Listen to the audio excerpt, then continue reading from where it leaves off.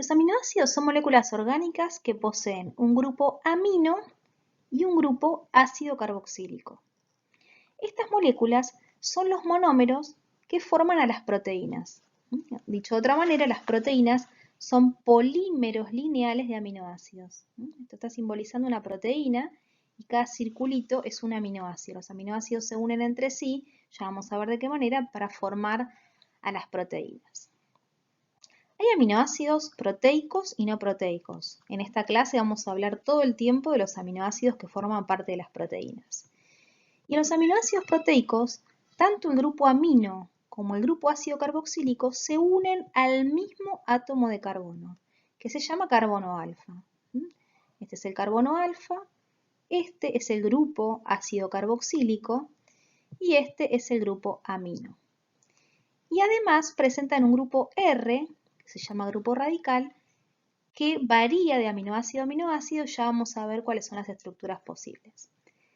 Pero los aminoácidos no los van a ver dibujados de esta manera en los libros, sino que los van a encontrar así. ¿Y qué diferencia hay entre esta estructura y la anterior? Bueno, fíjense que este grupo en verde es el grupo ácido carboxílico. Lo que ha sucedido al pasar de acá a acá es que ha perdido un protón, es decir, se ha ionizado. ¿Y qué pasó con el grupo amino? El grupo amino captó un protón, es decir, actuó como base. Y los aminoácidos los van a encontrar escritos así en los libros porque a pH fisiológico el grupo carboxílico va a estar disociado y el grupo amino va a estar protonado. Los aminoácidos se van a clasificar de acuerdo a la naturaleza química que tiene la cadena lateral R. De este modo vamos a hablar de aminoácidos con grupos R alifáticos, de aminoácidos con grupos R aromáticos, de aminoácidos con grupos R polares sin carga y de aminoácidos con grupos R polares con carga positiva y polares con carga negativa. En esta diapositiva vemos las estructuras químicas de las cadenas laterales R de los aminoácidos no polares con grupos R no polares alifáticos. Fíjense que la característica común de estos grupos R es que son grupos hidrofóbicos, no van a interaccionar con el agua, no van a formar puentes de hidrógeno con el agua, y podemos observar distintas estructuras, algunas más simples y otras más complejas. El aminoácido con el grupo R más sencillo es la glicina, ya que el grupo R de la glicina está representado por un átomo de hidrógeno. En la alanina, el grupo R es el grupo metilo, y fíjense que en valina, leucina e isoleucina, la cadena hidrocarbonada es una cadena ramificada, y por eso también se los denomina aminoácidos ramificados. La metionina contiene una cadena hidrocarbonada que contiene azufre, y la prolina contiene una cadena hidrocarbonada que va a formar un ciclo al unirse con el grupo amino. Los aminoácidos fenilalanina, tirosina y triptófano, fíjense que tienen grupos R aromáticos. Estos grupos tienen la propiedad de absorber la luz ultravioleta y esta propiedad puede ser utilizada para la cuantificación de proteínas. Fíjense, la fenilalanina es una alanina donde se ha sustituido un hidrógeno por un grupo fenilo, ¿sí? Por el benceno. En la tirosina se produce por hidroxilación de la fenilalanina, es decir, se le agrega un grupo oxidrilo. Y el triptófano ya tiene una estructura más compleja. Los aminoácidos que vemos en esta diapositiva son aquellos que tienen grupos R que tienen una cierta polaridad, son grupos R polares, pero que no tienen esos grupos una carga neta a pH fisiológico. Fíjense, la serina y la treonina, estos grupos R contienen un grupo oxidrilo y eso le da polaridad a este grupo R. Sin embargo, este grupo R no está aportando ninguna carga. Este grupo R no tiene una carga ni positiva ni negativa. Después tenemos la asparagina y la glutamina, que fíjense que son amidas. Son amidas. Las amidas, este grupo funcional es polar, pero tampoco otorga una carga neta, ¿sí? No tiene ni carga positiva ni carga negativa. La cisteína contiene un grupo que se llama sulfidrilo.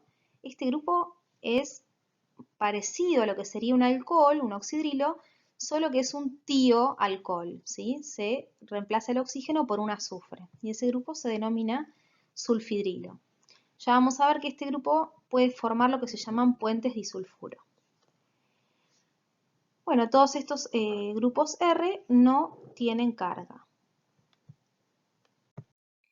Vamos a ver más adelante en esta misma clase que la carga de los aminoácidos depende del pH del medio. Pero poniendo como referencia el pH fisiológico, es decir, el pH 7,4, podemos definir aquellos aminoácidos que a ese pH van a tener carga positiva o carga negativa. Dentro de los aminoácidos con grupos R polares con carga positiva, tenemos a la lisina, la arginina y la histidina. Fíjense, la lisina tiene un grupo amino, la arginina tiene un grupo que se llama guanidinio, este grupo funcional no lo vimos cuando vimos orgánica, y la histidina tiene un anillo heterocíclico, ¿sí? Además de carbonos tiene nitrógenos en ese anillo, son estructuras más complejas. La histidina, en este nitrógeno se puede protonar y tener una carga positiva, ¿sí? La particularidad de la histidina es que las fluctuaciones en el pH cercanas al pH fisiológico hacen que este grupo cambie a protonado o desprotonado, ¿sí? Eso vamos a ver que tiene propiedades importantes, otorga propiedades importantes a las proteínas como es su capacidad buffer. Por el contrario, el aspartato y el glutamato son aminoácidos que a pH fisiológico van a estar cargados negativamente. Fíjense que tanto aspartato como glutamato poseen como grupo funcional en la cadena R un grupo ácido carboxílico, que justamente a pH fisiológico ha cedido ese protón y por eso tienen carga negativa. Bueno, dentro de todos estos aminoácidos que hemos visto, hay algunos que nuestro organismo puede sintetizar a partir de moléculas orgánicas más sencillas, pero hay otros que no los podemos sintetizar y que por lo tanto debemos incorporarlos a través de los alimentos. Esos aminoácidos que no podemos sintetizar se denominan aminoácidos esenciales. Los aminoácidos esenciales son la isoleucina, la leucina, la lisina, metionina, fenilalanina, trionina, triptofano, valina e histidina. Y aquí tienen una regla memotécnica. Bueno, entonces, teniendo en cuenta la estructura de los aminoácidos proteicos, ¿sí? Para los cuales un grupo ácido carboxílico y un grupo amino se unen al mismo átomo de carbono, que es el carbono alfa, enseguida se pueden dar cuenta que este carbono alfa, a excepción únicamente de la glicina, donde este grupo funcional es un hidrógeno, es un carbono que se une a 4 sustituyentes diferentes y por lo tanto es un centro quiral. Y por lo tanto van a existir isómeros ópticos, ¿sí? Para los aminoácidos. Entonces, ¿cómo es la nomenclatura que se utiliza para definir la isomería de los aminoácidos? Bueno, se toma como referencia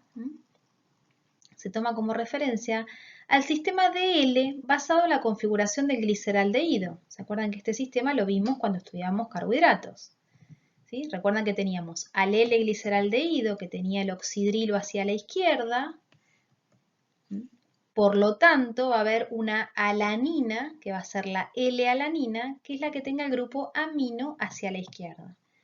¿Sí? En el caso de los aminoácidos se pone el grupo principal hacia arriba, el grupo ácido carboxílico, luego el carbono alfa y luego el grupo R. Entonces, si el grupo amino está hacia la izquierda, es un L-aminoácido, en este caso L-alanina. Cuando el gliceraldehído tenía el oxidrilo hacia la derecha, era el D-gliceraldehído. Bueno, cuando el grupo amino del aminoácido esté hacia la derecha, tenemos el D-aminoácido, en este caso la D-alanina. ¿Sí? Bueno, es importante destacar que todos los aminoácidos proteicos, los que van a formar parte de las proteínas, pertenecen a la serie L. Bueno, ahora vamos a pasar a ver las propiedades ácido-base de los aminoácidos. Para ello tenemos que recordar la definición de ácido y base que vimos en el módulo de agua y pH, y particularmente la definición de Bronsted-Lowry. Según estos autores, un ácido es una sustancia que cede protones al medio y una base es una sustancia que capta protones del medio. Entonces, fíjense, este ejemplo, el ácido acético, un ácido orgánico de 2 átomos de carbono, ¿sí? Ácido acético es el nombre trivial. En la nomenclatura sistemática sería el ácido etanoico. Ese ácido cede este protón al medio y se transforma en el anión acetato o etanoato. ¿Sí? Esto lo habíamos visto en el módulo de agua y pH. Ahora bien, este acetato, en solución acuosa, esta base, puede tomar un protón y transformarse en ácido acético.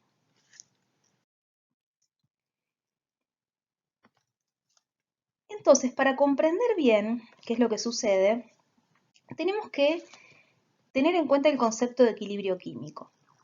Cuando se disuelve un ácido débil, como el caso del ejemplo que hemos tomado, como es el ácido acético, en agua, este se disocia cediendo el protón al medio, pero la reacción inversa también ocurre, ¿sí? Es decir, la base conjugada, el acetato, también acepta un protón y se transforma en ácido acético. Por eso se pone esta doble flecha. Cuando se pone esta doble flecha quiere decir que tanto la reacción hacia la derecha como la reacción hacia la izquierda ocurren. ¿Y cuándo se equilibra el sistema? ¿Cuándo se alcanza el equilibrio? Bueno, cuando las velocidades de estas reacciones son iguales. ¿Sí? Cuando la velocidad de la reacción directa es igual a la velocidad de la reacción inversa. ¿Y qué sucede cuando se alcanza el equilibrio? ¿Cómo son las concentraciones de ácido acético, acetato y protón? ¿Son iguales? ¿Son diferentes? Bueno, la posición del equilibrio, ¿sí? Si hay más acetato y protón que ácido o si hay más ácido que acetato y protón, va a depender de cada ácido en particular. Es una propiedad intrínseca de la sustancia. Y va a depender, según vamos a ver más adelante, hay un parámetro que es la constante del ácido, la cual nos puede dar una idea de cuál es la extensión de esa disociación. Eso lo vamos a ver ahora más adelante. ¿Sí? Pero es importante entonces entender esto, que cuando tenemos un ácido débil ocurre la reacción directa, o sea, la disociación del ácido, pero también la reacción inversa. Y por eso se coloca una doble flecha. El sistema se estabiliza cuando la velocidad de esas dos reacciones es la misma. Si yo pongo un ácido fuerte en agua, se dice que la reacción es irreversible. Se pone una única flecha hacia la derecha, ¿sí? Y la reacción inversa no ocurre a velocidad apreciable en solución acuosa. De esa manera se comportan los ácidos fuertes. Bueno, entonces en la diapositiva anterior vimos como ejemplo el ácido acético, como ejemplo de una molécula que se disocia en solución acuosa. Bueno, los aminoácidos tienen grupos funcionales que pueden participar en este tipo de equilibrios ácido-base, es decir, que pueden ceder y aceptar protones. Por ejemplo, el grupo ácido carboxílico, que forma parte del propio aminoácido, o que también está en los grupos R de algunos aminoácidos, como el aspartato y el glutamato. Ese grupo ácido carboxílico puede disociarse para dar la base conjugada más el protón. El grupo amino también puede actuar como ácido. Fíjense, podemos tener la amina protonada, que tiene esta fórmula NH3+, y esa amina protonada va a ceder el protón dando NH2 más protón. Ahora bien, ¿cómo se mide la tendencia que tiene un ácido a ceder protones? Esta reacción, la del ácido carboxílico, ¿está desplazada hacia la derecha o hacia la izquierda? En solución acuosa, pH neutro. Lo mismo para esta, ¿sí? ¿Cómo medimos esa tendencia? Bueno, entonces para ver esto, planteamos la ecuación genérica de disociación AH. AH es un ácido débil que en solución acuosa se va a disociar para dar su base conjugada a menos y protón. Pero sabemos que la reacción inversa también puede ocurrir, es decir, que A menos, la base conjugada, puede tomar un protón y transformarse en AH. Para ver cuál es la posición del equilibrio, para estimar y para tener una idea, se define la constante del ácido, que no es otra cosa que la constante de equilibrio de esta reacción de disociación del ácido. Y esa constante se define como la concentración que va a tener A- en el equilibrio, cuando se alcanza el equilibrio, por la concentración de protones que va a haber en el equilibrio, dividido la concentración del ácido en el equilibrio, ¿sí? Es decir, podemos ver que la constante del ácido es igual a la concentración de productos de la reacción, mirándola en el sentido hacia la derecha, sobre la concentración de reactivos. Entonces, acá hay que hacer un poco de matemática. Fíjense, ¿qué pasa si una constante de un ácido tiene un valor muy alto? Por ejemplo, 1000. Eso quiere decir que en el equilibrio, ¿sí?, el numerador es mucho mayor, 1000 veces mayor, que el denominador. ¿Qué quiere decir eso? Que en el equilibrio hay más A- y protones que AH. Es decir, que la reacción está desplazada hacia la derecha. Así se dice, desplazada hacia la derecha. Eso quiere decir que en el equilibrio va a haber más base conjugada de protón que ácido, ¿sí? Eso con una constante elevada.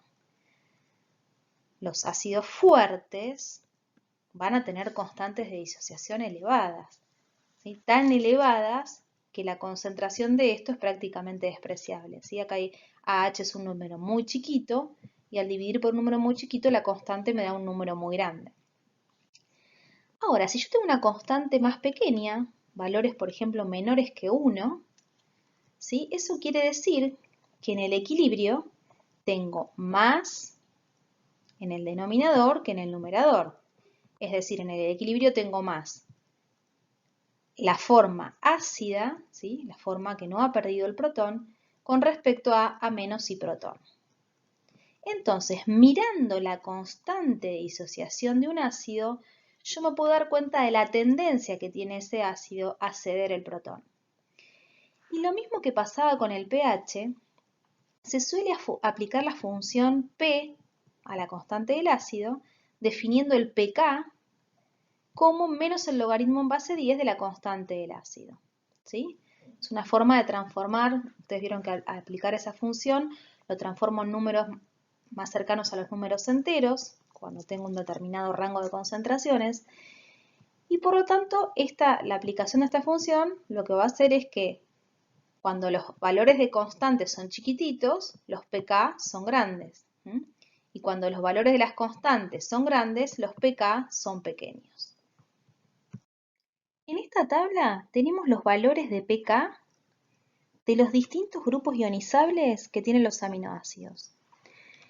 Recuerden que todos los aminoácidos tienen grupos ionizables, ¿sí?, porque todos los aminoácidos tienen un grupo amino y un grupo carboxilo, y estos grupos funcionales pueden participar de equilibrios ácido-base. ¿De qué manera? Bueno, era el grupo ácido carboxílico cediendo el protón y dando el carboxilato.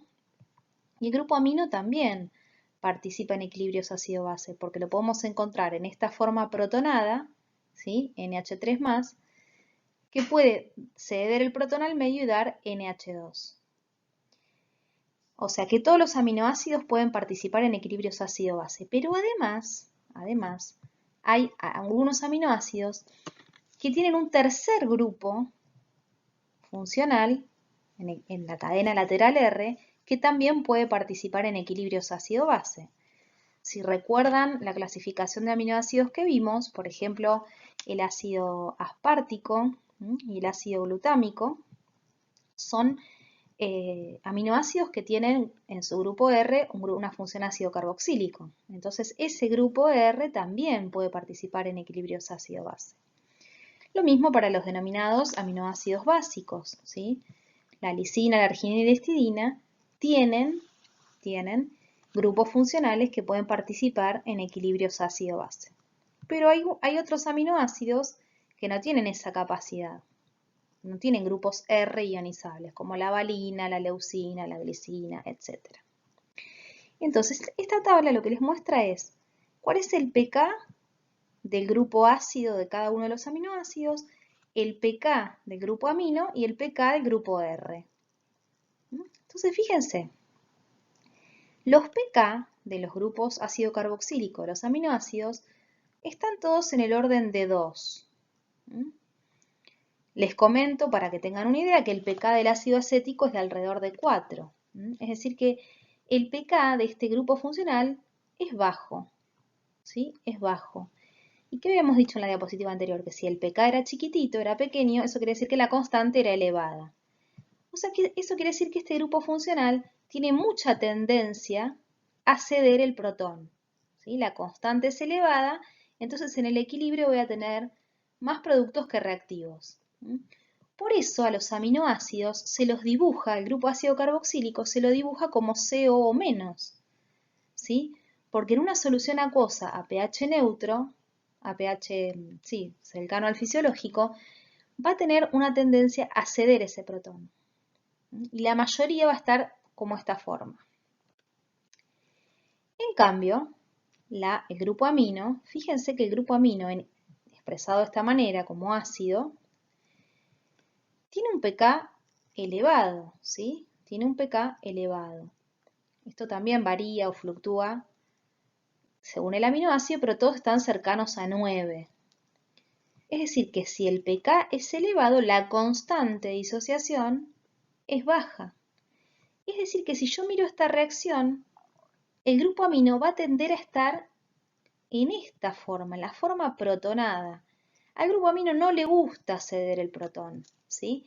Y por eso los aminoácidos van a ver que en solución acuosa, a pH neutro, se los dibuja de esta manera. NH3 más se dibuja el grupo amino, ¿sí? Porque esta reacción no tiene tendencia a ocurrir, la disociación de la amina para dar este grupo. Esto es lo mismo que decir que este compuesto se comporta como base, que las aminas son básicas. ¿Por qué son básicas? Porque tienen mucha tendencia a captar el protón y predominar en esta forma. ¿Sí? Bueno, y después tenemos los pK de los grupos R. Fíjense que ácido glutámico y aspartico tienen pKs también bajos, ¿sí? 386 y 425, es decir que estos aminoácidos tienen una tendencia a estar el grupo R ionizado, mientras que otros aminoácidos, fíjense como lisina, arginina, ¿sí? O la tirosina, que ahí el grupo que estaría participando es el oxidrilo, no tienen una tendencia estos grupos a ceder el protón. Estos grupos quieren quedar con el protón. La histidina es el único aminoácido, el único grupo R que tiene un pK intermedio, cercano, bueno, el pK es de 6, y esto vamos a ver las consecuencias fisiológicas que tiene. Bueno, vamos a ampliar lo que dijimos en la diapositiva anterior mirando un poco las ecuaciones. Entonces, este es el equilibrio sobre el que estamos trabajando, la disociación de un ácido débil. Este es el ácido débil, esta es la base conjugada y estos son los protones que libera el ácido cuando se disocia. Y para este equilibrio se plantea esta constante del ácido. Bueno, eso pasa cuando se disuelve un ácido en solución acuosa. Pero ¿qué pasa si además hay otro compuesto disuelto? No solo ese ácido, sino puede ser otro ácido u otra base que esté modificando el pH de la solución. ¿Qué va a pasar? ¿Cómo se afecta este equilibrio en ese caso? Bueno, a partir de esta ecuación, matemáticamente uno puede obtener la ecuación que les muestro acá. Aplico la función menos logaritmo a toda esta ecuación y me va a dar esta ecuación. Esta ecuación relaciona el pH con el pK y con la relación de base conjugada y ácido sin disociar, aplicando aquí un logaritmo. Entonces, interpretémoslo químicamente primero. ¿Qué pasa si yo tengo este equilibrio, pero ahora agrego un ácido a esa solución que disminuye mucho el pH, o sea, aumenta mucho la concentración de protones? Si yo aumento la concentración de protones, para que este valor se mantenga constante, que es lo que debe ocurrir, la concentración de A- va a tener que disminuir y la de H aumentar. Es decir, los protones van a reaccionar con A- para dar a H. O sea, la reacción se va a desplazar hacia la izquierda. ¿Sí? Eso va a suceder. Por el contrario, si yo tengo este ácido en solución acuosa, en equilibrio, y agrego una base a esa solución, esos oxidrilos, que podrían ser por ejemplo un hidróxido de sodio, van a reaccionar con los protones y va a disminuir el pH del medio. Entonces, para que esta relación se mantenga constante, ¿sí? Si esto disminuyó, la concentración de protones, esto tiene que aumentar y esto tiene que disminuir. Es decir, la reacción se desplaza hacia la derecha. Y eso también lo podemos interpretar aquí matemáticamente, con esta ecuación. Esto es importante para interpretar por qué dibujamos al grupo carboxilato de los aminoácidos como CO- y al grupo amino como NH2. Vamos a tratar de entenderlo. Fíjense, si el pH de una solución es mucho mayor que el pK del ácido, ¿sí? El pH es mayor que el pK. Esto quiere decir que este término va a tener que ser positivo y grande para sumarse al pK y que me dé ese valor de pH mayor. Entonces, esto tiene que ser mayor a 1, ¿sí? Y cuanto más grande sea este cociente, más se suma este valor de pK para igualar al valor de pH. Es decir, que por ejemplo, si yo tengo un aminoácido disuelto en solución acuosa y lo tengo en un fluido biológico que tiene un pH de 7,4, el pH 7,4, el pK de ese grupo carboxílico es de alrededor de 2, entonces esto tiene que ser un número grande para que este 2 le sumemos un valor que me dé ese pH de 7,4. Es decir, que tengo que tener muchísimo más A- que AH. Y en el caso del grupo ácido carboxílico, ese A- es el CO-, o sea, es el grupo carboxilato. Y el grupo ácido es el ácido carboxílico sin disociar. Conclusión, cuando tengo un aminoácido a pH fisiológico, el grupo ácido carboxílico va a estar prácticamente disociado en su totalidad. Pero miremos lo que pasa con el grupo amino de los aminoácidos.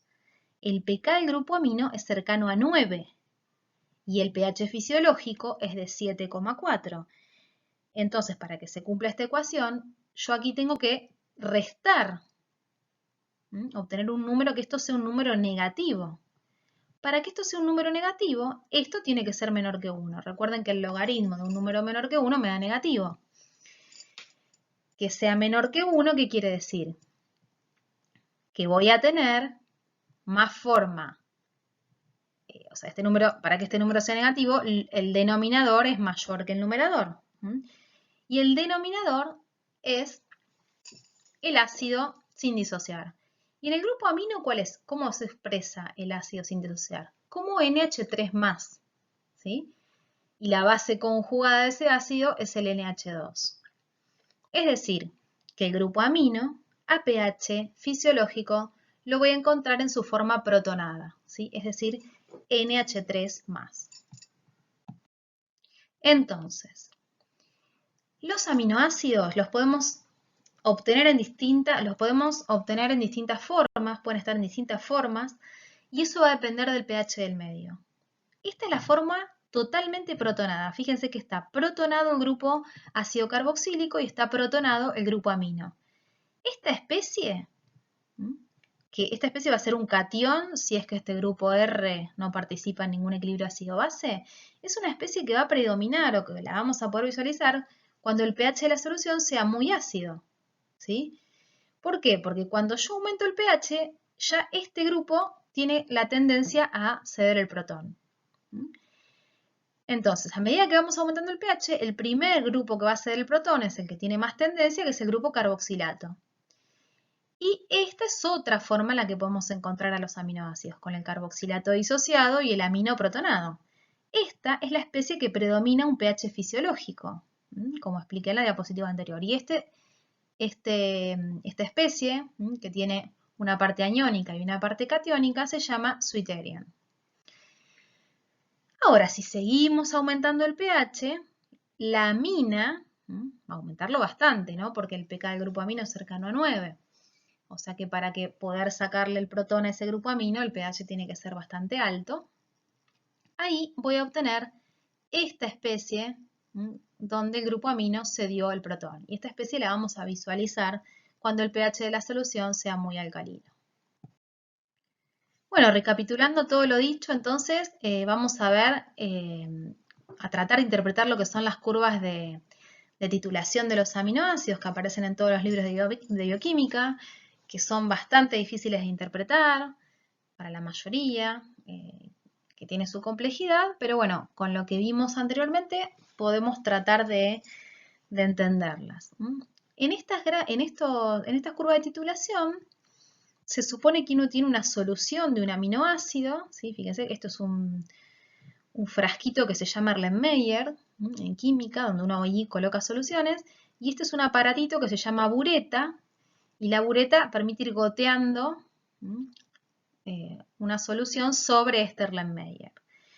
Entonces, lo que se grafica, o el experimento que se realiza es, bueno, partimos de un aminoácido que está en una solución muy ácida, y le vamos agregando oxidrilos. Es como que en esta bureta, supónganse que hay hidróxido de sodio. Entonces vamos goteando y vamos registrando qué es lo que pasa con el pH, que lo pongo en el eje Y, a medida que agrego la base.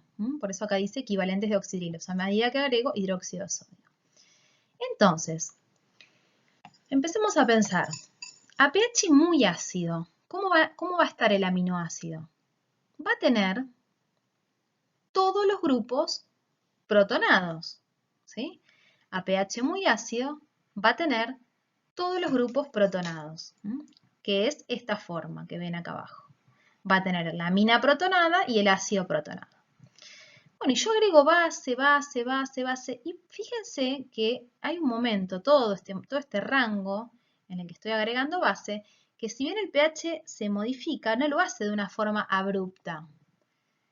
¿Por qué pasa eso? Y bueno, porque en este rango lo que está ocurriendo es que el ácido se va disociando, que es lo que ven acá, se va disociando y va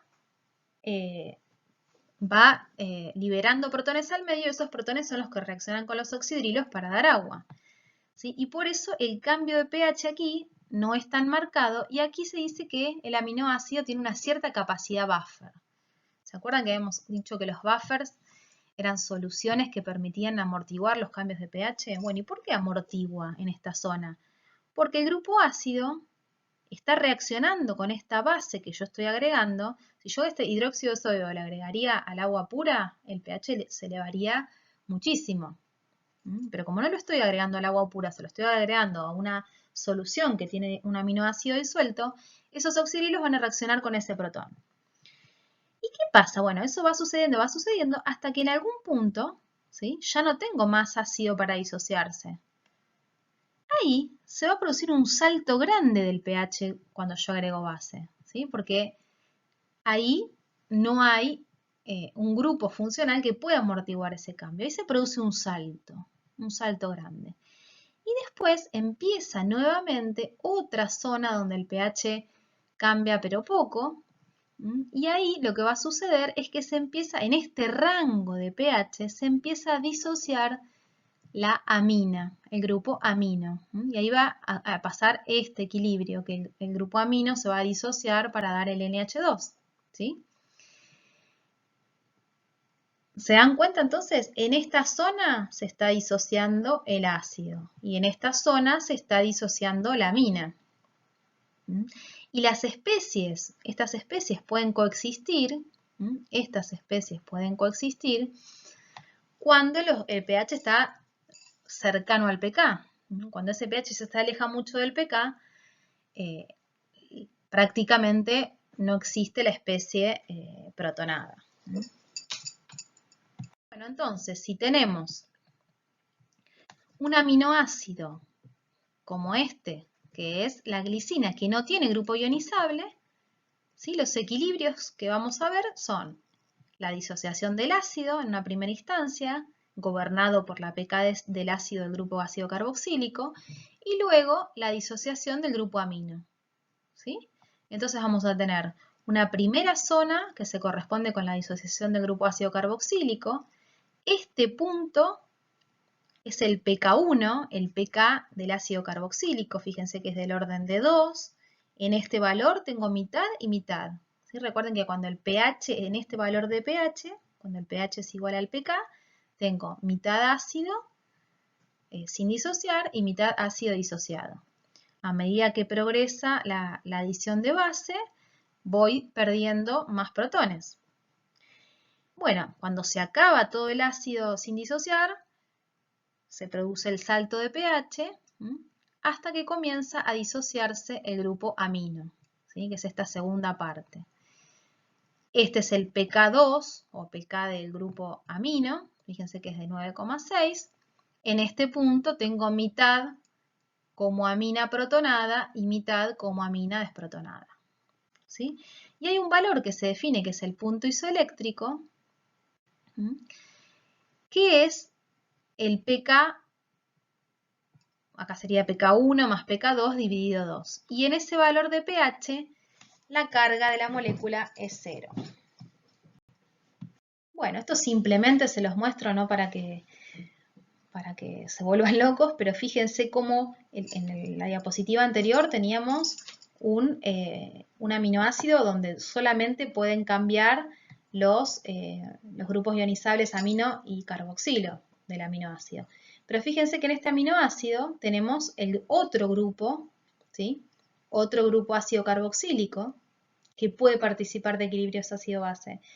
Entonces, la existencia de este grupo va a hacer que la curva, ¿sí?, sea más compleja que la anterior, ¿sí?, adicionando un nuevo grupo que puede participar en los equilibrios ácido-base. La conclusión de todo esto que ustedes tienen que sacar es que la carga neta que tenga un aminoácido va a depender del pH de la solución en la cual se encuentre y va a depender de los grupos funcionales que tenga que puedan participar en este tipo de equilibrios ácido-base. Bueno, y en esta diapositiva les mostramos la curva de titulación de la histidina. Acá fíjense que tienen el grupo de la histidina que puede sufrir equilibrios ácido-base. Tenemos el grupo carboxilo, como de cualquier otro aminoácido, el grupo amino, y el grupo de la histidina que tiene este nitrógeno que puede estar protonado, pero también puede ceder ese protón y actuar como un ácido entonces, ¿sí? Tiene un grupo ionizable la histidina. La particularidad de la histidina es que el pK, ¿sí?, de este grupo, de la histidina, es cercano al pH fisiológico, ¿sí? Es un pK de 6. Entonces, la histidina es el único aminoácido que tiene la capacidad de amortiguar cambios de pH en la zona cercana al pH fisiológico. Como vimos en los ejemplos anteriores, el grupo ácido carboxílico tiene capacidad de amortiguar pHs, pero en un pH cercano a su pK, en un pH cercano a 2. Y el grupo amino en un pH cercano a su pK, que es 9. En cambio, la histidina tiene la capacidad de amortiguar cambios de pH en las zonas cercanas al pH fisiológico.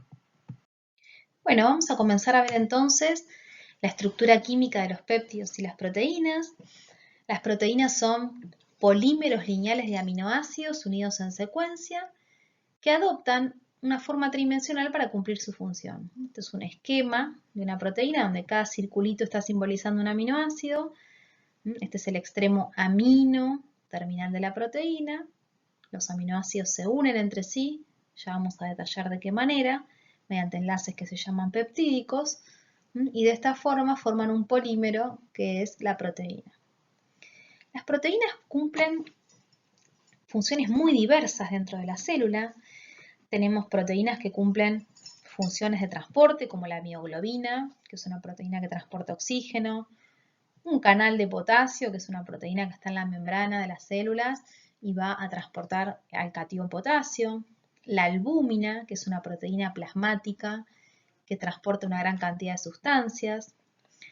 Hay otras proteínas que cumplen funciones de regulación y señalización, como la insulina, que es una hormona, como los factores de transcripción, que son proteínas que tienen la capacidad de unirse al ADN y de esa manera favorecer o inhibir el proceso de transcripción.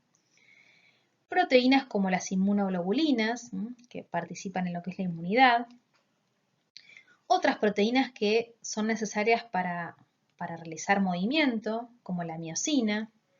Proteínas que catalizan reacciones químicas, como estas son las enzimas, ¿sí? Como la lisozima, la pepsina, la ADN polimerasa. Y proteínas que cumplen función estructural, ¿sí? Como el colágeno, como las histonas. Bueno, entonces, ¿cómo es la unión entre aminoácidos para generar péptidos y proteínas? Fíjense que tenemos un primer aminoácido, grupo amino, carbono alfa, grupo ácido carboxílico y el primer R, ¿sí? Este aminoácido va a reaccionar con otro aminoácido. El grupo ácido carboxílico de este aminoácido va a reaccionar con el grupo amino del aminoácido siguiente. Se va a producir una reacción de condensación, donde este oxidrilo va a reaccionar con este protón para liberar agua y se va a formar un enlace amida. Recuerden que la reacción entre un ácido y una amina es una amida. Esto lo vimos cuando vimos nociones de química orgánica, ¿sí? Y esta es una amida sustituida. Es una amida sustituida el enlace peptídico. Entonces es importante recordar eso, que se forma entre el grupo amino de un aminoácido, el grupo carboxilo del aminoácido siguiente, dando un enlace amida con eliminación de una molécula de agua. Los aminoácidos que forman parte de una proteína pasan a denominarse residuos, ¿sí? Los grupos amino y carboxilo de los aminoácidos se comprometen en el enlace peptídico, dejan ya de ser grupo amino y carboxilo para convertirse en la amida, que es el enlace peptídico, ¿sí? Y las proteínas, como ustedes saben, o como lo están viendo en biología, se sintetizan desde el extremo amino terminal hacia el extremo carboxilo terminal y por eso tienen una determinada direccionalidad. Entonces, aquí tenemos, fíjense, un péptido de ¿cuántos aminoácidos? En rojo tenemos los residuos, los grupos R de esos aminoácidos. 1, 2, 3, 4, 5. Entonces, un péptido de 5 aminoácidos. Aquí tenemos el extremo amino terminal, los residuos, ¿sí? Serina, glicina, fenilalanina, etc. Y aquí tenemos el grupo carboxilo, que sería el extremo carboxilo terminal. Una característica muy importante del enlace peptídico es que este enlace carbono-nitrógeno tiene cierto carácter de doble enlace. Los electrones se pueden mover, no lo vamos a explicar muy detalladamente por un efecto que se llama resonancia. Y este enlace, si bien es un enlace simple, tiene un cierto carácter de doble enlace y eso hace que la rotación de los átomos sobre este enlace esté restringida, ¿sí?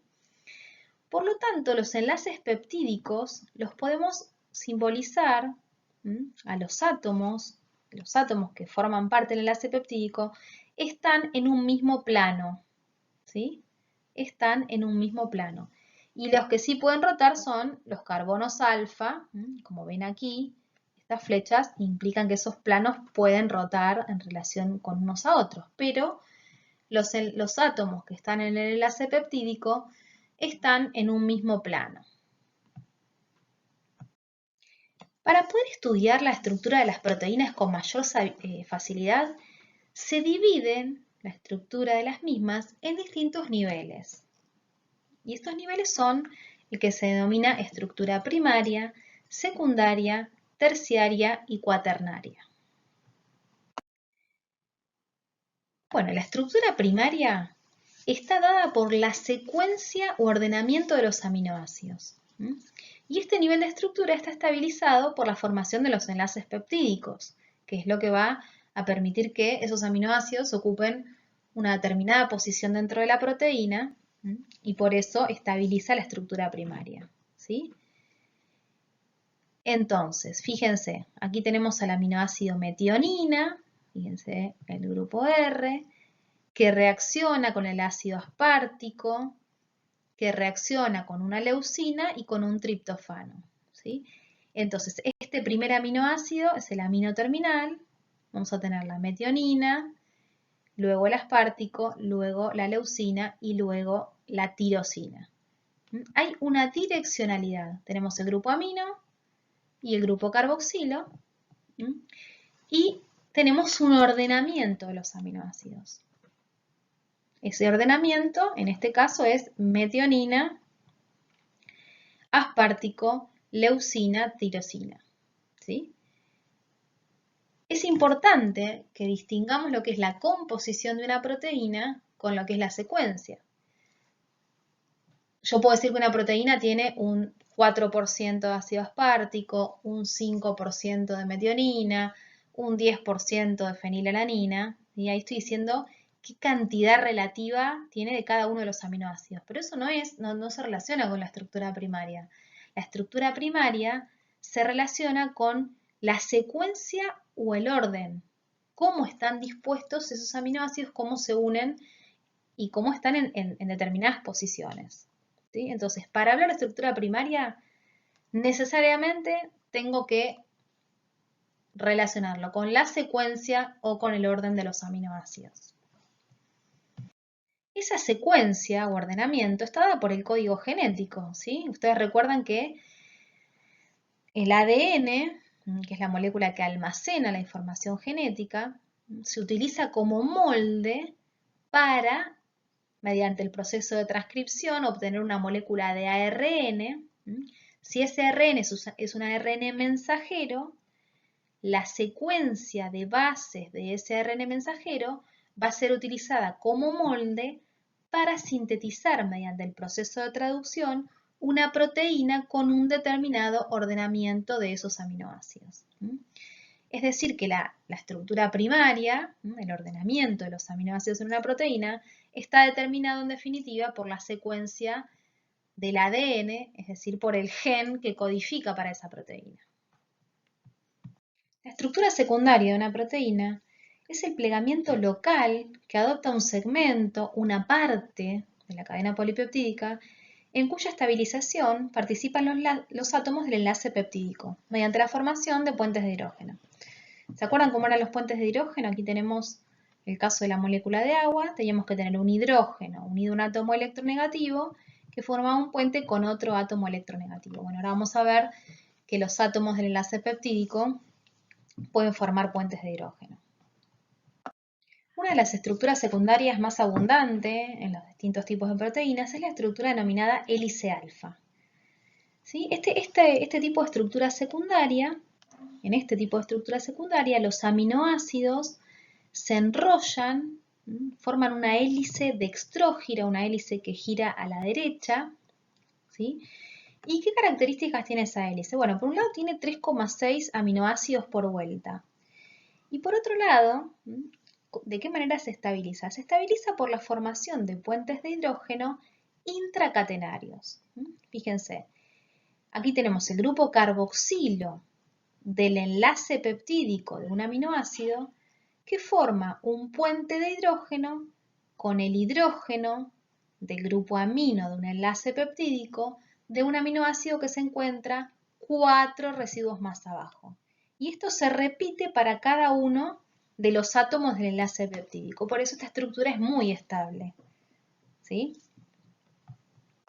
En esta diapositiva visualizamos la hélice alfa desde distintos ángulos. Aquí tenemos los aminoácidos.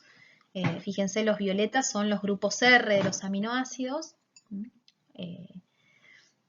Fíjense, mirándola de arriba, la hélice alfa, cómo protruyen hacia afuera los grupos R. Y todo lo que vemos en gris son los átomos que forman el enlace peptídico.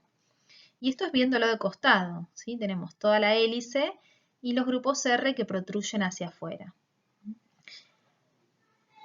Cada giro de esta hélice tiene 3,6 residuos de aminoácidos y una distancia de 5,4 Armstrong. En este link que les pongo acá pueden ver modelos 3D, distintos modelos 3D para visualizar la estructura de hélice alfa. Otro tipo de estructura secundaria muy común en las proteínas es la denominada hoja beta plegada o lámina beta. En esta estructura secundaria, los planos de los sucesivos enlaces peptídicos se disponen en zigzag. Fíjense, ¿ven? Se disponen en zigzag y a su vez se produce una asociación de dos o más segmentos de la cadena polipeptídica mediante la formación de puentes de hidrógeno en los que también intervienen los átomos del enlace peptídico. Los grupos R, en este caso, protruyen hacia arriba y hacia abajo del plano delimitado por estos enlaces peptídicos. La estructura de hoja beta puede ser paralela o antiparalela. En las hojas paralelas, la direccionalidad de los segmentos que forman la lámina es la misma. Es lo que podemos ver aquí. Fíjense que acá tenemos amino-amino, carboxilo-carboxilo, o sea, la direccionalidad amino-carboxilo es la misma. Eso es lo que podríamos estar visualizando aquí. El sentido de la flecha está indicando la direccionalidad. Entonces tenemos distintos segmentos de la proteína que van a formar esta lámina, en este caso una lámina beta paralela. En las láminas antiparalelas, la direccionalidad de los segmentos es opuesta. Si esta es la dirección, si una tiene una dirección amino-carboxilo, la otra es carboxilo-amino. ¿Sí? Ven que las flechas aquí en verde tienen distinta direccionalidad. Y aquí tienen un detalle de cómo es la formación de puentes de hidrógeno en las hojas paralelas y antiparalelas. Fíjense que para ambas estructuras también los átomos que intervienen en la estabilización por puentes de hidrógeno son los átomos que forman el enlace peptídico. Bueno, con el avance de los estudios de las técnicas para estudiar las estructuras de las proteínas, se pudo ver que existen las denominadas estructuras supersecundarias, que son motivos de plegamiento, son combinaciones de varias unidades simples de estructura secundaria que están organizadas con una geometría específica, ¿sí? Por ejemplo, y que son frecuentes de encontrarlos en distintos tipos de proteínas. Por ejemplo, se habla de las unidades beta-alfa-beta, tenemos una zona beta, una hélice alfa y beta, meandro beta, fíjense que tenemos esta estructura, ¿sí? Que tiene seis regiones que van a formar la hoja beta, unidades alfa-alfa, barriles beta que tienen esta estructura, llave griega, ¿sí? Son arreglos, combinaciones de varias unidades simples que están organizadas con una determinada geometría. La estructura terciaria de una proteína es la disposición tridimensional de todos los átomos que la conforman. Y este nivel de estructura se estabiliza mediante interacciones débiles que se establecen entre los grupos R de los aminoácidos y mediante la formación de enlaces disulfuro, que son enlaces covalentes entre residuos de cisteína. En este esquema tienen simbolizados todos los distintos tipos de interacciones débiles que pueden estabilizar la estructura terciaria de una proteína. Aquí ven, por ejemplo, un puente de hidrógeno, ¿sí? Entre un aminoácido que tiene un grupo oxidrilo y otro que tiene un grupo carboxílico, ¿sí? Una interacción hidrofóbica que se da entre aminoácidos con grupos R no polares, un puente disulfuro, una interacción salina o puente salino, que se da cuando tenemos un aminoácido cargado positivamente con otro negativamente, y el enlace disulfuro, que se establece, como dije, es un enlace covalente entre dos residuos de cisteína. Entonces, a diferencia de la estructura secundaria, donde la estabilización se daba por la formación de puentes de hidrógeno entre átomos que forman el enlace peptídico, en la estructura terciaria está estabilizada por interacciones débiles en las que participan los grupos R de los aminoácidos. Bueno, y cada proteína tiene una conformación tridimensional única. la cual se asocia obviamente con la función que cumple esta proteína. Acá en estos esquemas pueden ver distintas proteínas y fíjense que algunas de ellas, no importan los nombres, no importa cuáles son esas proteínas en este momento, pero fíjense que esta proteína, por ejemplo, tiene solo estructura alfa-hélice, mientras que esta proteína tiene solo hoja beta. Esta proteína tiene una mezcla de hoja beta y alfa-hélice con predominio, obviamente, de hoja beta. ¿Sí? Entonces, la cantidad y el tipo de estructura secundaria que tiene cada proteína es característico de cada una de las proteínas. Y a su vez esto, si bien no lo vamos a ver con detalle, pero tiene que quedar claro que esto está determinado por la estructura primaria. ¿Sí? ¿Se acuerdan que cuando vimos la alfa-hélice vimos que los grupos R protruyen hacia afuera de esa hélice? Bueno, ¿qué pasaría si estos grupos son grupos muy voluminosos o muchos grupos quedan con carga negativa, muchos aminoácidos cargados negativamente? Bueno, eso va a hacer que esa estructura alfa-hélice no se pueda formar por una cuestión estérica, espacial, estructural y de estabilización. Es decir, que la estructura primaria determina los siguientes niveles de estructura. ¿Sí? Determina cómo se pliega esa proteína de forma local para dar distintos tipos de estructuras secundarias y, en definitiva, cómo se pliega en el espacio para dar la estructura terciaria de las proteínas. La estructura cuaternaria, una proteína tiene estructura cuaternaria cuando está formada por más de una cadena polipeptídica, ¿sí? Por dos o más. Este nivel de estructura también se estabiliza mediante interacciones débiles, ¿sí? Y aquí vemos el ejemplo de la hemoglobina, que es un tetrámero, es una proteína que tiene 4 subunidades, 2 subunidades de tipo alfa y 2 subunidades de tipo beta. Por eso se la denomina alfa 2, beta 2. Y acá ven en distintos colores las subunidades alfa en rojo y las beta en celeste. Y estos que ven acá, ya lo vamos a ver ahora más adelante cómo se clasifican, son grupos prostéticos que no son de naturaleza proteica, pero que se necesitan para que la hemoglobina cumpla su función. Se pueden clasificar según distintos criterios. Según la composición química, podemos hablar de proteínas simples o conjugadas.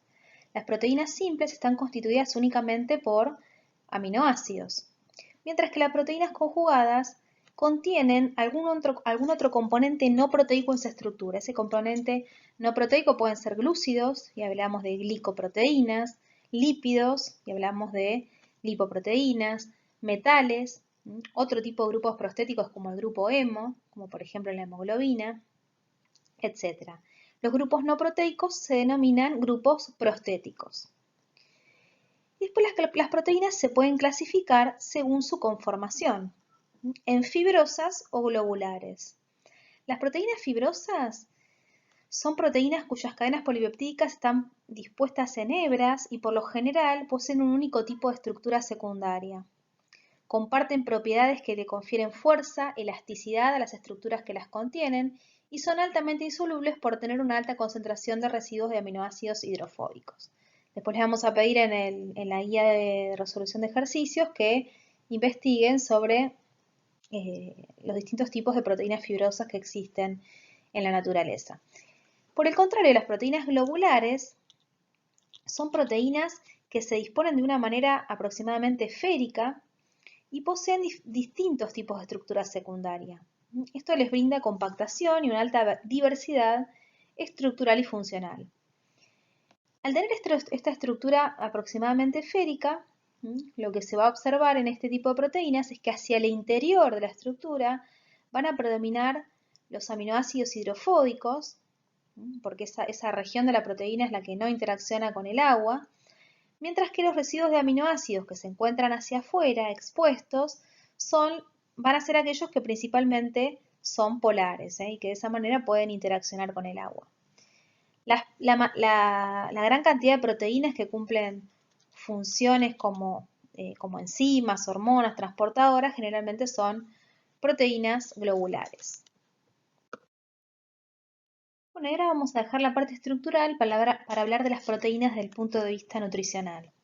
¿Cuáles son los alimentos fuente de proteínas? Bueno, tenemos proteínas de origen animal y proteínas de origen vegetal. Las proteínas de origen animal son proteínas de alto valor biológico. Ahora más adelante vamos a definir qué significa el valor biológico de una proteína, pero se relaciona con la proporción que tiene de aminoácidos esenciales. Las proteínas de origen animal incluyen las que provienen de lácteos, carnes, huevos y vísceras. Y después tenemos proteínas de origen vegetal que tienen una menor calidad proteica, un menor valor biológico, porque carecen de ciertos aminoácidos. Y entre estas proteínas se incluyen las que provienen de los cereales, de las legumbres, de los vegetales y de las frutas. Bueno, en cuanto a la cantidad de proteínas, las proteínas son esenciales en la dieta porque necesitamos incorporarlas para asegurar el recambio de proteínas tisulares, ¿sí? Todo el tiempo estamos perdiendo proteínas, por ejemplo, por la descamación de la piel, por la descamación de las mucosas, ¿sí? Entonces, como hay aminoácidos que son esenciales y que no los podemos sintetizar a partir de otros compuestos, sí o sí tenemos que incorporar proteínas a través de los alimentos, ¿sí? Y se estima que en un adulto sano, esa cantidad se corresponde con 0,8 gramos de proteína por cada kilo de peso por día, o, dicho de otra manera, entre un 15 y un 20% de las calorías totales diarias deben provenir de las proteínas. Eso en cuanto a la cantidad. Y en cuanto a la calidad, ¿sí? Vamos a ver que la calidad nutricional de las proteínas depende de la composición de aminoácidos que contiene y de la digestibilidad de las mismas. Veamos entonces estas definiciones que son importantes, la digestibilidad y el valor biológico de las proteínas. La digestibilidad es la relación entre el nitrógeno absorbido en función del nitrógeno ingerido. ¿Sí? Podríamos decir que es este cociente nitrógeno absorbido sobre el nitrógeno ingerido por 100. El nitrógeno absorbido se puede calcular como el nitrógeno ingerido menos el nitrógeno que es eliminado en las heces. Entonces, con esta fórmula, nitrógeno ingerido menos nitrógeno fecal sobre el nitrógeno ingerido multiplicándolo por 100, esto nos da el porcentaje de digestibilidad de las proteínas. La digestibilidad ideal, obviamente, es del 100%. Los alimentos de origen animal tienen proteínas que son altamente digeribles, ¿sí? Tienen digestibilidades del orden del 95%, mientras que los alimentos de origen vegetal tienen una digestibilidad menor, un valor promedio de un 80%. Por otra parte, el valor biológico se expresa cuantitativamente como la fracción de nitrógeno absorbido que es retenido por el organismo. Y este cociente representa la máxima capacidad de utilización o de fijación de las proteínas. Se determina considerando la ingestión y la pérdida de nitrógeno. Entonces, el valor biológico es el nitrógeno retenido sobre el absorbido. Fíjense que acá, en la digestibilidad, hablábamos de la relación entre el absorbido y el ingerido. Estamos hablando a nivel del tubo digestivo. Aquí, en el valor biológico, es el retenido en el organismo con respecto al absorbido, ¿sí? El absorbido lo podemos expresar como el ingerido menos el fecal. Y el retenido lo podemos expresar como el ingerido menos el que se pierde, ¿sí? El que se pierde es el nitrógeno fecal más el nitrógeno urinario. En este cuadro se realiza una comparación de las fuentes de proteínas. Las proteínas de origen animal presentan una absorción del 90%, mientras que las de origen vegetal, la absorción es de un 60 a un 70%. La digestibilidad de las proteínas de origen animal está entre un 95 y un 100%, mientras que las proteínas vegetales ronda el 80-85%. Las proteínas de origen animal son de alto valor biológico y las de origen vegetal presentan aminoácidos que son limitantes. Las fuentes de proteínas de origen animal, ¿sí? Son alimentos que además de ser ricos en proteínas, aportan vitaminas del grupo B, incluida la vitamina B12 y zinc. No contienen carbohidratos estos alimentos y tampoco ácido fólico o fibra. Por el contrario, ¿sí? Los alimentos fuentes de proteínas de origen vegetal son alimentos ricos en carbohidratos, ricos en ácidos grasos esenciales, en antioxidantes, en magnesio, calcio, en ácido fólico, pero que carecen de vitamina B12. En este cuadro podemos ver cuáles son los aminoácidos limitantes según las fuentes de proteínas de origen vegetal. Fíjense que las legumbres, por ejemplo, son deficitarias en metionina, mientras que frutos secos y semillas, cereales, maíz, nueces, avellanas, son deficitarios en lisina. Los frutos secos, como las nueces y las avellanas, además son deficitarias en metionina. Y el maíz, por ejemplo, es deficitario en triptofano. Entonces, lo que ustedes pueden inferir es que si uno utiliza mezclas de estos alimentos, como por ejemplo, como dice aquí, hummus con sésamo, estaríamos mezclando una legumbre y una semilla, o lentejas con arroz, uno logra una mezcla que aporta todos los aminoácidos esenciales. Bueno, de esta manera surge el concepto de complementación de proteínas. ¿Y cuáles son las fuentes de proteínas de origen vegetal que uno puede combinar para lograr tener una combinación de alimentos que no es deficitaria en ningún aminoácido esencial? Y en esta diapositiva les dejo ejemplos de platos, de preparaciones, donde se mezclan, por ejemplo, cereales y legumbres, legumbres, frutos secos y semillas, cereales integrales más vegetales o cereales, frutos secos y semillas.